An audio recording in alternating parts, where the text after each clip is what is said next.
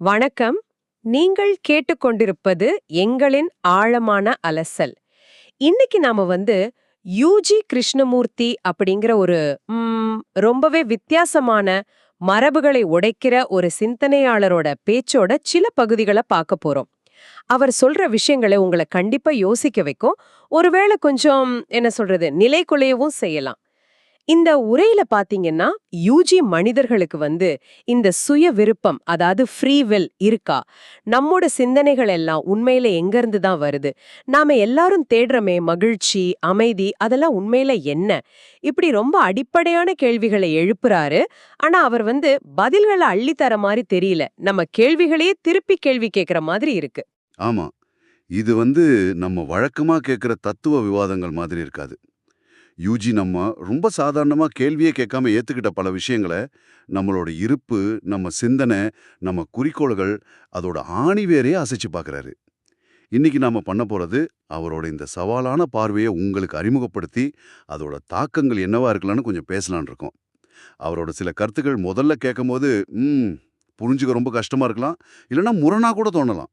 சரி. அப்போ யூஜியோட ரொம்ப முக்கியமான, ஒருவேளை கொஞ்சம் அதிர்ச்சியான வாதங்கள்ல ஒண்ணுலருந்து ஆரம்பிக்கலாம். அதாவது மனிதர்கள் சுயமா இயங்கல. நாம எல்லாரும் இயற்கையோட கைப்பாவைகள்னு சொல்றாரே. இத கொஞ்சம் விரிவா பார்க்கலாம் இல்லையா? நிச்சயமா. யூஜியோட மைய கருத்துக்கள்ல இது ஒண்ணு. அவர் ரொம்ப தெளிவா சொல்றாரு, விருப்பமோ வெறுப்போ, உங்களுக்கு சுய விருப்பமோ செயலுக்கான சுதந்திரமோ இல்ல. அதுதான் மனிதனோட துயரத்துக்கு காரணம் அப்படின்னு.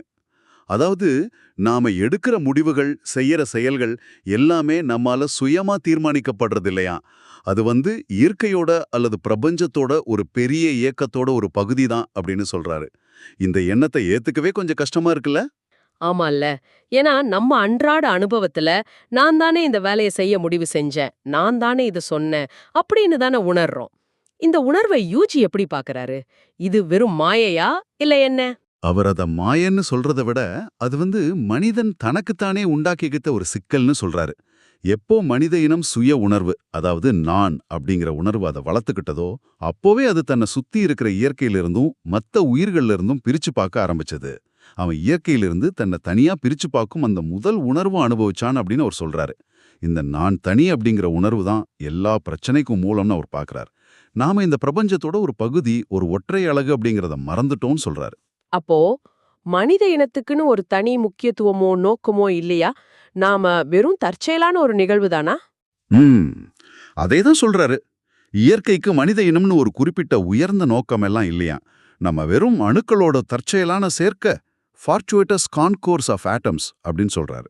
இன்னும் ஒருபடி மேல போய், பிரபஞ்சத்துல எங்கேயாவது ஆற்றல் சமநிலை குறைஞ்சா அதை சரி செய்ய இயற்கை நம்ம உடம்புகளை கூட பயன்படுத்திக் கொள்ளும்னு சொல்றாரு. பிரபஞ்சத்துல எங்கேயாவது அணுக்களின் பற்றாக்குறை ஏற்பட்டால் இயற்கை இந்த மனித உடல்களை பயன்படுத்தி அதன் ஆற்றல் மட்டத்தை வேறு எங்கேயாவது பராமரிக்கும் அப்படிங்கறது அவரோட கூற்று. இது நம்மளை பத்தி நம்ம வச்சிருக்கிற உயர்ந்த எண்ணங்களுக்கு எக்தான் நேர் எதிரா இருக்கு. நாம ஒரு பொருட்டே இல்லைங்கிற மாதிரி இருக்குல்ல கேட்க. இந்த சுயவிருப்பமின்மை பிரபஞ்சத்தோட பெரிய இயக்கத்துல நாம ஒரு சின்ன தூசுங்கிற கருத்து. ஆமா, ஜீரணிக்க கொஞ்சம் கஷ்டமா தான் இருக்கு. சரி, இதிலிருந்து அவர் சிந்தனை பத்தி என்ன சொல்றாருன்னு பாப்போம். இதுவும் இதே மாதிரி அதிர்ச்சியா இருக்குமா? ஓ நிச்சயமா. சிந்தனை பத்தின அவரோட கருத்துக்கள் இன்னும் ஆழமானது. நம்மளோட சுய பிம்பத்தையே அசைச்சு பார்க்குற மாதிரி இருக்கும். பொதுவா நாம என்ன நினைக்கிறோம்? நம்மளோட எண்ணங்கள் நமக்குள்ள இருந்து, நம்ம மூளையில இருந்து சுயமா உருவாகுதுன்னு தானே? ஆமாம், நான் யோசிக்கிறேன், நான் சிந்திக்கிறேன் தானே சொல்றோம். ஆனா யூஜி இத முழுசா மறுக்கிறாரு. சிந்தனைகள் அப்படிங்கிறது ஒருபோதும் தன்னிச்சையாகவோ சுயமாவோ உருவாகிறது இல்லையா? அது எப்பவுமே வெளியிருந்து தான் வருது. நம்ம மூளை ஒரு படைப்பாளி, கிரியேட்டர் கிடையாது. அது வெறுமனே தூண்டுதல்களுக்கு எதிர்வினை செய்யற ஒரு கருவி, ரியாக்டர், ஆற்றலை மாத்திர ஒரு கருவி, கன்வெர்ட்டர் மட்டும்தான் அப்படின்னு சொல்றாரு. மனித மூளை ஒரு எதிர்வினையாற்றி மற்றும் மாற்றி மட்டுமே, ஒரு படைப்பாளி அல்ல அப்படிங்கிறது அவரோட உறுதியான கருத்து. வெளியிருந்து வருதுன்னா எங்க இருந்து வருது? அவர் அத உலக மனம் அப்படின்னு சொல்றாரு. அதாவது மனித இனத்தோட ஒட்டுமொத்த அனுபவங்கள், எண்ணங்கள், உணர்வுகள், நம்பிக்கைகள், அறிவு இது எல்லாமே சேர்ந்த ஒரு பெரிய தொகுப்பு. இது தலைமுறை தலைமுறையா கடத்தப்பட்டு வருது. இந்த உலக மனம்தான் அதோட தற்போதைய நிலைய, அதாவது இருக்கிற அமைப்பை அப்படியே காப்பாத்துறதுக்காக உங்களையும் என்னையும் உருவாக்கி இருக்குன்னு சொல்றாரு. மனிதனின் அனுபவங்கள், எண்ணங்கள், உணர்வுகளின் ஒட்டுமொத்தம் தலைமுறைகளாக கடத்தப்பட்டு அதன் தற்போதைய நிலையை பராமரிக்கும் ஒரே நோக்கத்திற்காக உங்களையும் என்னையும் உருவாக்கியுள்ளது அப்படின்னு அவர் அதை விளக்குறாரு. நம்ம மூளை இந்த உலகமானத்திலிருந்து வர தகவல்களுக்கும் சூழலிருந்து வர தூண்டுதல்களுக்கும் ஏத்த மாதிரி எதிர்வினையாற்றுது, அவ்வளோதான். அப்படியா? அப்போ என்னோட சிந்தனைன்னு சொல்றதுல அர்த்தமே இல்லையா? நம்ம சிந்திக்கிறதா நினைக்கிறது கூட வெளியில இருந்து வந்த உன்னோட பிரதிபலிப்பு தானா? இது ரொம்ப குழப்பமா இருக்கே. அவர் இன்னும் ஒரு படி மேல போய் சிந்தனைன்னு தனியா ஒண்ணு இருக்கா, இல்ல சிந்தனைகளை பத்தின எண்ணங்கள் மட்டும்தான் இருக்கான்னு கேள்வி கேட்கிறாரு. சிந்தனைகள் இருக்கின்றனவா என்பதுதான் என் கேள்வி. இருப்பது சிந்தனைகளை பற்றியது மட்டும் தானா அப்படின்னு கேட்கிறாரு. அதாவது சிந்தனைங்கிற ஒரு நிகழ்வை அந்த சிந்தனையிலிருந்து நம்மள பிரிச்சு பார்க்க முடியுமா? அப்படி பார்க்க முயற்சி பண்றதே அபத்தம்னு சொல்றாரு. சிந்தனைங்கிறது ஒரு தொடர்ச்சியான செயல்பாடு. அதிலிருந்து தனியா நின்னு அதை ஆராய முயற்சி பண்றோமே, அந்த முயற்சியை கூட இன்னொரு சிந்தனை தான். ஆக சுய விருப்பம் இல்ல, சிந்தனையும் சுயமா இல்ல. அப்போ நாம எப்படி எதையாவது தெரிஞ்சுக்கிறோம்? அறிவு, நாலேஜ் அப்படிங்கறத அவர் எப்படி பார்க்கறாரு? இதுதான் அடுத்த முக்கியமான புள்ளி. நாம எதையாவது அறியணும்னா அதுக்கு ஒரே வழி அறிவு தான் சொல்றாரு யூஜி. ஆனா அந்த அறிவு எங்கிருந்து வருது? அதுவும் நமக்கு வெளியே இருந்து தான். சமூகம், கலாச்சாரம், கல்வி மூலமா நம்ம மேல திணிக்கப்படுது.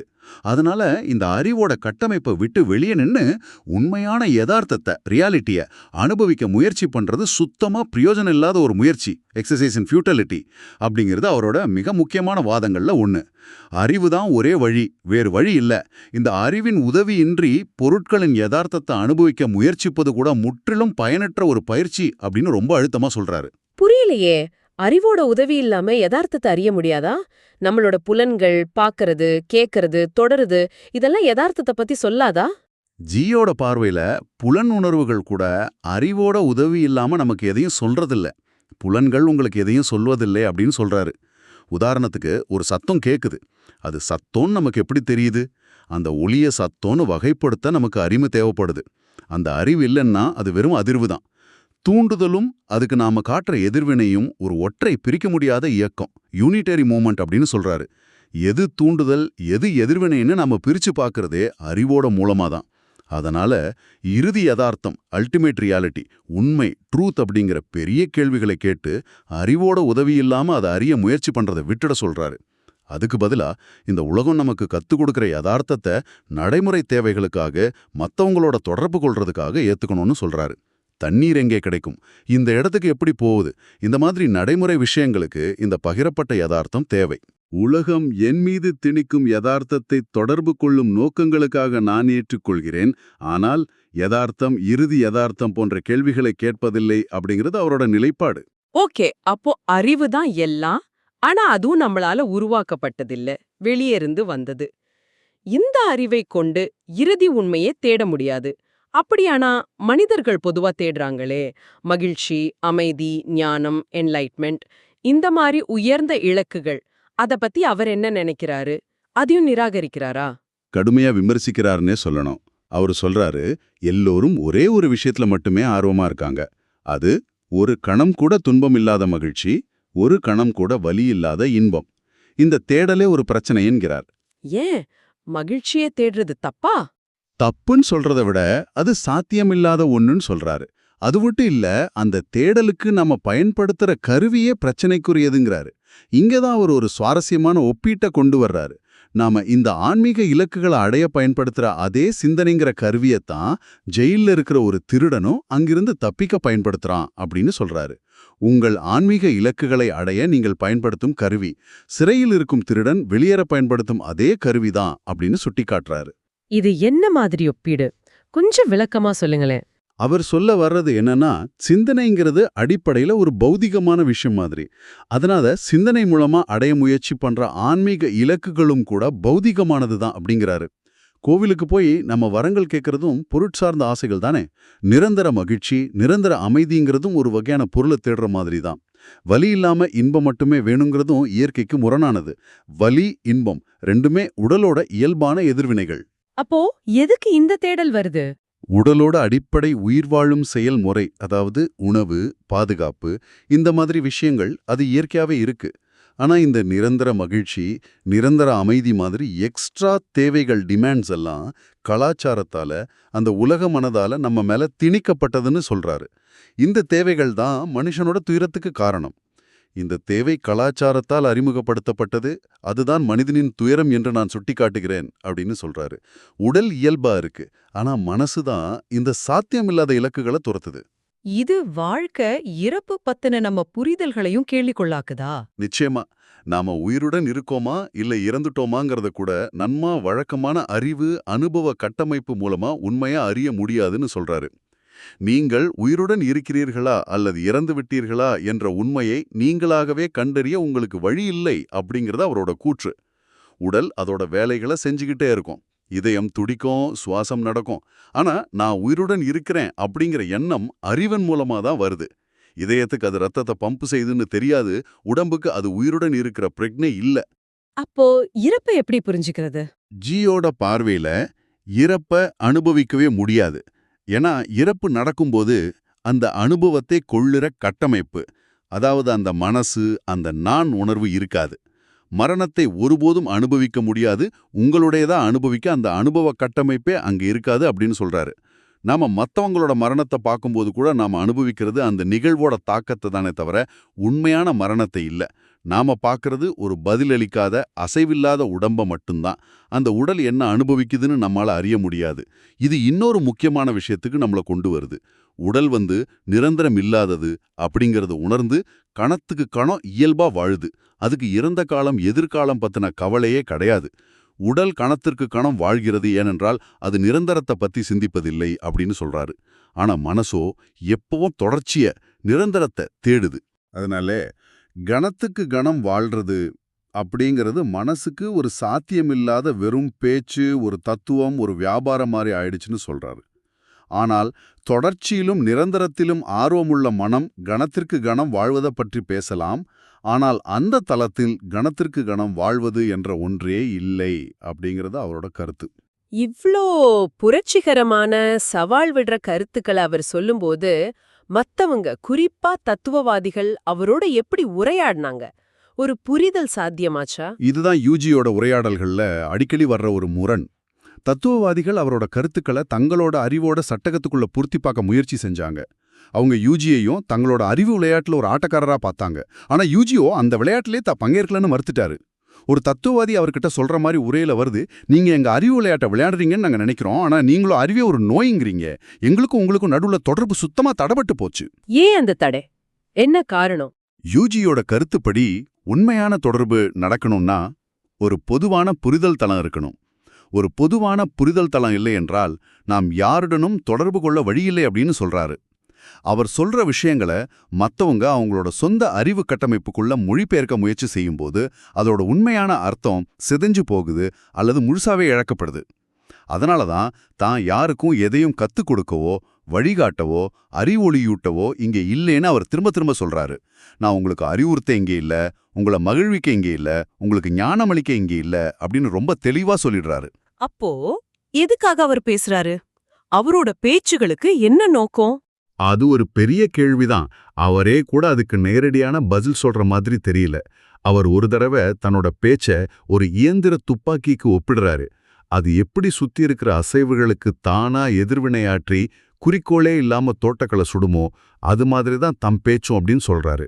ஒரு குறிப்பிட்ட விளைவை எதிர்பார்த்தோ ஒருத்தரை மாத்தணுங்கிற நோக்கத்தோடவோ அவர் பேசுறதில்ல. சுற்றிலும் எங்காவது ஒரு சிந்தனையின் அசைவை கண்டால் அது சுட்டு வீழ்த்துகிறது. இதன் விளைவாக அசாதாரணமான ஒன்று நடக்கும் என்ற காரணத்திற்காகவோ நோக்கத்திற்காகவோ சுடுவதில் அதற்கு ஆர்வம் இல்லை. ஒருவேளை கேட்கிறவங்க அவங்க மனசுல ஏற்கனவே இருக்கிற பதில்களை உறுதிப்படுத்தவோ அல்லது மாத்தவோ தான் வர்றாங்கன்னு அவர் சொல்றாரு. உங்களிடம் உண்மையில் கேள்விகள் இல்லை, பதில்கள் மட்டுமே உள்ளன அப்படின்னு சொல்றாரு. கடுமையா கேள்விக்குள்ளாக்குது. அவர் எந்த சுலபமான பதில்களையும் தரல. அதுக்கு பதிலா நம்மளோட அறிவு, நம்மளோட தேடல்கள், நம்மளோட நான் அப்படிங்கிற உணர்வு இது மேலேயே வெளிச்சம் பாய்ச்சுறாரு. ஆமா, அவர் நம்மள சில ஆழமான கேள்விகளை கேட்க தோன்றாரு. நம்ம எண்ணங்கள் உண்மையிலே எங்கிருந்து தான் வருது? அது நம்மளோடதா இல்ல நம்ம உள்வாங்கினதோட அந்த உலக மனதோட எதிரொலிகளா? நம்ம அனுபவங்களை, உணர்ச்சிகளை, வலி, மகிழ்ச்சி போன்றவற்றை நம்ம எப்படி அறிவின் மூலமா வரையறுக்கிறோம், கட்டமைக்கிறோம்? இந்த அறிவோட எல்லைகளுக்கு அப்பால எதையாவது அறிய முடியுமா? இல்ல அப்படி அறிய முயற்சி பண்றதே வீண் வேலையா? யூஜியோட கருத்துக்களை அப்படியே ஏத்துக்கணும்ன்றோ நிராகரிக்கணும்ன்றோ அவசரப்பட தேவையில்லை. ஆனா அவர் எழுப்புற இந்த கேள்விகள் நிச்சயமா யோசிக்க வேண்டியவ. நாம சாதாரணமா எடுத்துக்கிற விஷயங்களை ஒரு புது சவாலான கோணத்துல பார்க்க அது உதவும்னு நினைக்கிறேன். உங்களுக்காக ஒரு இறுதி சிந்தனை. அடுத்த முறை உங்களுக்கு ஒரு ரொம்ப வலுவான எண்ணம், ஒரு நம்பிக்கை அல்லது ஒரு உணர்ச்சி, கோவம், மகிழ்ச்சி, வருத்தம் எதுவா வேணா இருக்கலாம், தோணும்போது ஒரு கணம் நில்லுங்க. உங்களையே கேட்டுக்கொள்ளுங்கள். இது எங்கிருந்து வருது? இது உண்மையிலேயே என்னுடையதா?